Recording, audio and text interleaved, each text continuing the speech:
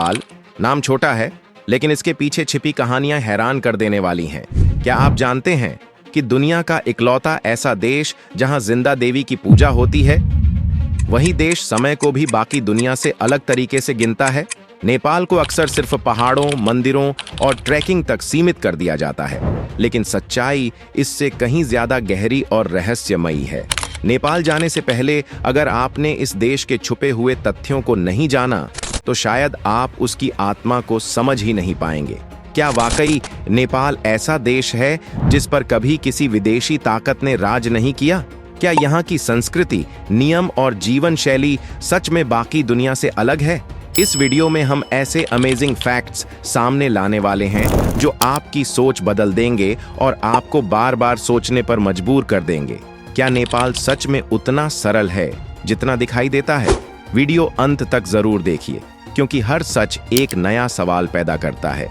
लेकिन आगे बढ़ने से पहले कमेंट्स में जरूर बताइए कि आप हमारी ये वीडियो किस राज्य से देख रहे हैं।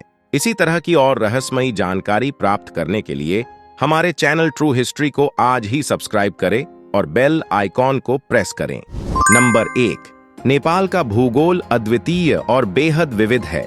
देश की उत्तर दिशा में हिमालय की बर्फीली चोटियां हैं, जिनमें माउंट एवरेस्ट और अन्नपूर्णा जैसी विश्व प्रसिद्ध चोटियां शामिल हैं। ये पर्वत नेपाल के प्राकृतिक सौंदर्य और पर्यटन का अहम हिस्सा है। दक्षिण की तराई उपजाऊ मैदानों से भरी है, जहां कृषि और स्थानीय जीवन विकसित हुआ है। बीच में हिल्स और पहाड़ियां हैं, जिनमें छोटे गांव, वन्य जीवन और पारंपरिक संस्कृति बसती है। नेपाल की यह विविधता इसे दुनिया का एक अनोखा देश बनाती है। नंबर 2, नेपाल में समय की गिनती बाकी दुनिया से अलग होती है। यहाँ विक्रम संवत कैलेंडर का प्रयोग होता है, जो ग्रेगोरियन कैलेंडर से लगभग 56 साल आगे है। इसी कारण दशैव, तिहार और अन्य धार्मिक पर्वों की तारीखें हर वर्ष बदलती रहती हैं। यह कैलेंडर नेपाल की सांस्कृतिक और धार्मिक परंपराओं से गहरा जुड़ा है और देश की जीवन शैली को विशिष्ट बनाता है। नंबर 3, नेपाल की सबसे अनोखी परंपराओं में से एक है कुमारी पूजा। कुमारी एक युवा लड़की होती है जिसे जिंदा देवी माना जाता है और उसे समाज की सबसे पवित्र शक्ति के रूप में पूजते हैं। यह चयन प्रक्रिया बहुत ही जटिल और प्राचीन रीति रिवाजों के अनुसार होती है, जिसमें लड़की की शारीरिक और मानसिक परिपक्वता, परिवार की पृष्ठभूमि और विशेष लक्षण देखे जाते हैं। कुमारी अपनी पूजा अवधि में सार्वजनिक कार्यक्रमों और धार्मिक समारोहों में प्रमुख भूमिका निभाती है। दुनिया भर में यह प्रथा अद्वितीय है, क्योंकि कहीं और जीवित व्यक्ति को देवी का दर्जा नहीं मिलता। नंबर 4, नेपाल को अक्सर धार्मिक और आध्यात्मिक केंद्र के रूप में जाना जाता है।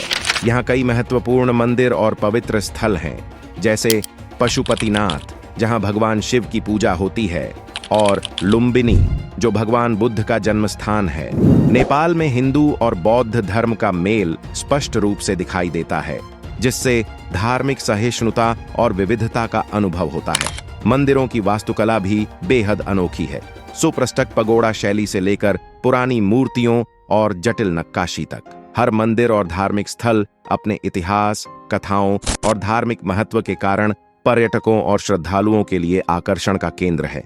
नंबर 5, नेपाल का इतिहास अत्यंत रोचक और अनोखा है, क्योंकि यह देश कभी भी किसी विदेशी शक्ति के पूर्ण नियंत्रण में नहीं रहा। यहाँ की राजशाही ने सदियों तक देश की संस्कृति और शासन प्रणाली को बनाए रखा। राजा और राज परिवार ने परंपराओं और कानूनों का पालन करते हुए देश को स्वतंत्र रखा। नेपाल में कई ऐतिहासिक घटनाएं हुई, जैसे विभिन्न छोटे राज्यों का एकीकरण, विदेशी आक्रमणों से सुरक्षा और आंतरिक संघर्षों का सामना। इन घटनाओं ने नेपाल को राजनीतिक रूप से मजबूत और स्वतंत्र बनाए रखा। संख्या 6, नेपाल की संस्कृति रंगीन और जीवंत है। यहाँ लोकगीत, नृत्य और पारंपरिक परंपराएं जीवन का अहम हिस्सा है। दशैव, तिहार और अन्य धार्मिक उत्सव आस्था और सामाजिक एकता दोनों को दर्शाते हैं। नेपाल में पारिवारिक और सामाजिक संरचना मजबूत है। बड़े परिवार साथ रहते हैं और बुजुर्गों का सम्मान किया जाता है। नंबर 7, नेपाल एडवेंचर प्रेमियों के लिए स्वर्ग है। यहाँ ट्रैकिंग और पर्वतारोहण, खासकर माउंट एवरेस्ट और अन्नपूर्णा के लिए सबसे लोकप्रिय हैं। नदियां और घाटियां, राफ्टिंग, पैराग्लाइडिंग और अन्य पर्वतीय खेलों के लिए आदर्श हैं। एडवेंचर टूरिज्म स्थानीय अर्थव्यवस्था का महत्वपूर्ण हिस्सा है और नेपाल की संस्कृति और प्राकृतिक सुंदरता को वैश्विक स्तर पर पेश करता है। नंबर 8, नेपाल की प्राकृतिक विविधता अद्वितीय है। चितवन और सागरमाथा नेशनल पार्क दुर्लभ प्रजातियों जैसे राइनो, स्नो लेपर्ड और विभिन्न पक्षियों का घर है। नेपाल के जंगल, पहाड़ और नदियां न केवल प्राकृतिक सुंदरता प्रदान करते हैं बल्कि इकोलॉजिकल बैलेंस में भी महत्वपूर्ण भूमिका निभाते हैं। ये संसाधन स्थानीय जीवन और कृषि के लिए जरूरी है और उनकी सुरक्षा से जैव विविधता और पारिस्थितिकी की रक्षा होती है। नंबर 9, नेपाल की प्रमुख भाषा नेपाली है, जो न केवल संवाद का माध्यम है बल्कि देश की सांस्कृतिक पहचान का हिस्सा भी है।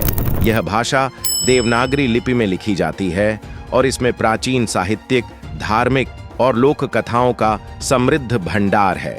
नेपाल के लोक कथाएं और मिथक पीढ़ियों से सुनाई जाती रही हैं, जिनमें देवी देवताओं, वीर योद्धाओं और प्राकृतिक शक्तियों की कहानियां शामिल हैं। ये कथाएं केवल मनोरंजन का साधन नहीं बल्कि समाज और जीवन मूल्यों को सिखाने का माध्यम भी हैं। नंबर 10, नेपाल के शहर और गांव अपनी अनोखी संस्कृति और जीवन शैली के लिए जाने जाते हैं। राजधानी काठमांडू ऐतिहासिक मंदिरों, बाजारों और आधुनिक जीवन का मिश्रण प्रस्तुत करती है। पोखरा अपनी झीलों और पर्वतीय दृश्यों के लिए प्रसिद्ध है, जबकि छोटे शहर और गांव परंपरागत जीवन और रीति रिवाजों को बनाए रखते हैं। यहाँ के बाजार, कला और हस्तशिल्प जैसे लकड़ी की नक्काशी और मिट्टी के बर्तन पर्यटकों को आकर्षित करते हैं। नंबर 11, नेपाल की अर्थव्यवस्था मुख्य रूप से कृषि, पर्यटन और हस्तशिल्प पर आधारित है। तराई के उपजाऊ मैदानों में धान, मक्का और गेहूं की खेती होती है, जबकि पहाड़ी क्षेत्रों में कृषि सीमित है। टूरिज्म, पर्वतारोहण और ट्रैकिंग के लिए आने वाले पर्यटकों से अर्थव्यवस्था का महत्वपूर्ण हिस्सा बनता है। नंबर 12, नेपाल में शिक्षा का स्तर पिछले दशकों में काफी सुधरा है। यहाँ स्कूल और विश्वविद्यालय बच्चों और युवाओं को आधुनिक शिक्षा प्रदान करते हैं, जिससे ज्ञान और कौशल का विकास होता है। युवाओं में आधुनिकता और वैश्विक सोच धीरे धीरे ग्रामीण और शहरी क्षेत्रों में दिखाई दे रही है।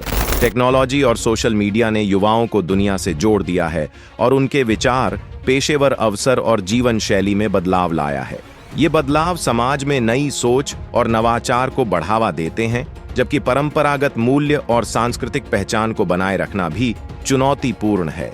नंबर 13, नेपाल की राजनीतिक यात्रा लंबे समय से संघर्षपूर्ण रही है। देश ने धीरे धीरे राजशाही से लोकतंत्र की ओर कदम बढ़ाया, जिससे नागरिक अधिकार और राजनीतिक भागीदारी बढ़ी। स्थानीय शासन और नियम गांव और शहरों में नागरिकों को अपने मुद्दों का समाधान करने और विकास में योगदान देने का अवसर देते हैं। नेपाल की राजनीति में परिवर्तन और सुधार लगातार होते रहते हैं, जिससे देश की स्थिरता और लोकतांत्रिक मूल्यों को मजबूती मिलती है। नंबर 14, नेपाल की संस्कृति और पर्यटन का भविष्य सस्टेनेबल टूरिज्म और सांस्कृतिक संरक्षण पर निर्भर करता है। पर्यावरण और धरोहर की सुरक्षा जरूरी है ताकि लोक परंपराएं, मंदिर और पर्वतीय क्षेत्र भविष्य की पीढ़ियों के लिए संरक्षित रहें। नए तकनीकी और आर्थिक अवसरों का उपयोग पर्यटन को स्थायी रूप से विकसित करने में किया जा सकता है। नेपाल की अगली पीढ़ी को अपनी सांस्कृतिक पहचान को वैश्विक स्तर पर बनाए रखने की जिम्मेदारी है। संतुलित पर्यटन और संरक्षण से नेपाल अपनी ग्लोबल पहचान और आकर्षण को लंबे समय तक कायम रख सकता है। अगर यह वीडियो आपको सोचने पर मजबूर करे तो वीडियो को लाइक करें, शेयर करें और ऐसे ही अनोखे सफरों के लिए चैनल को सब्सक्राइब करना न भूलें।